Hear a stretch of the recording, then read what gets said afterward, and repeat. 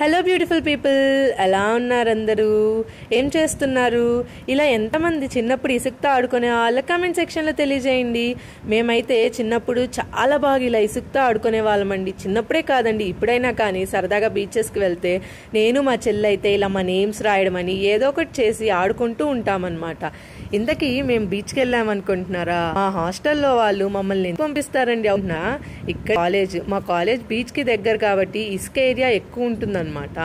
అందుకని చెప్పేసి అంతా ఇసుకిసుగ్గా ఉంటుంది. మధ్యాహ్నం పూట ఒకరోజు సెమ్ ఎగ్జామ్స్ అప్పుడు తిని అటు వెళ్ళామన్నమాట. బాగా స్ట్రెస్గా ఉంది, అలా వెళ్తే కొంచెం రిలాక్స్ అవుతామని. అక్కడికి వెళ్ళామో లేదో ఏదో కోతి పనులు చేయాల్సి వచ్చింది. ఇంకా ఆ కోతి పనుల్లో ఇది ఒకటి అనుకోండి. ఇలా మేము ఆడుకుంటా ఉంటే మా మేడం పిలిచి, మధ్యాహ్నము పాములకి తినే వేలయ్యింది, పాములు వస్తాయి, ఆడుకోమాకండి, రండి సాయంత్రం వెళ్దురని చెప్తున్నారనమాట. ఆ రోజైతే మేము చాలా ఎంజాయ్ చేసామండి. మా పేర్లు రాసుకొని ఇలా కేవ్స్ కట్టుకొని గుడి అని చెప్పి చేతబడులని అది ఇదని ఏదేదో ట్రై చేసేసామన్నమాట.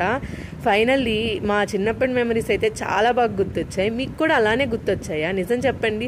మేమైతే తెలుసా కాళ్ళ మీద కాలు పెట్టి ఇసుకలో కాళ్ళ మీద మట్టి వేసుకున్నాము. మేము చదువుకునేటప్పుడు కుక్క డిక్ చేసుకొని అందులో పడుకుంటుంటే ఏంటో అనుకున్నానండి. మేము కూడా అలానే చేద్దామని చెప్పి బాగా కిందకి మట్టిని తవ్వేసేసామన్నమాట.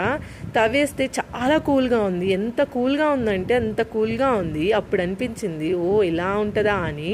చూడండి, మా ఎక్స్టర్నల్ మీద చేతబడి చేసేస్తున్నాం అనమాట. ఎందుకంటే మాకు మంచి మార్క్స్ వేయాలి కదా మరి, అందుకని చేతబడి చేసేస్తున్నాము. మీరు కూడా ఇలా ఎప్పుడైనా మీ హాస్టల్లో మీ హాస్టల్ మేట్స్తో ఎంజాయ్ చేశారా? మేమైతే ఫుల్గా ఎంజాయ్ చేసామండి ఆ రోజు. మేము అది ఇదని లడ్లు కూడా చేసాం తెలుసు మాకు పెట్టడానికని. మేము ఎంత ఎంజాయ్ చేసాము. చిన్నప్పుడే చాలా బాగుండేది కదండి. ఎటువంటి టెన్షన్స్, వర్రీస్ ఏం లేకుండా హ్యాపీగా ఎంజాయ్ చేయొచ్చు. మీకు కనుక మన వీడియోస్ నచ్చితే లైక్, షేర్ అండ్ సబ్స్క్రైబ్ చేయడం మర్చిపో.